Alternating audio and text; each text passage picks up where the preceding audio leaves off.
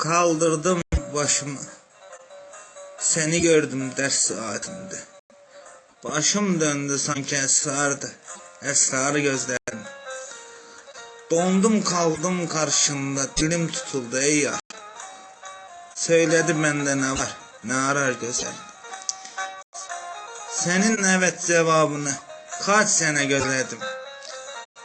Söyle hiç oldu mu senin zar gözlerin? Ne olsun Fatime Zehra'dan aldın adını. Ne olsun Fatime Zehra'dan aldın adını. Hiç gördün mü Hazreti Ali Zülfikar gözlerin?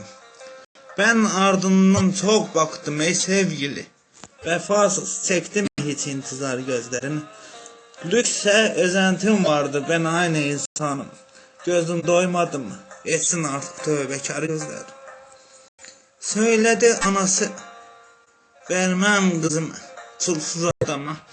Şimdi görsün pul para, devleti var gözlerim. Lükse düşkünlüğün etti seni hayat kadını. Beni görürken karşımda eyledim ağır gözlerin. Eyledim ağır gözlerin. Sulha sevme, ağlama, üzülme artık ve olmasın daha fazla cefakar gözler. Olmasın daha fazla cefakar gözler.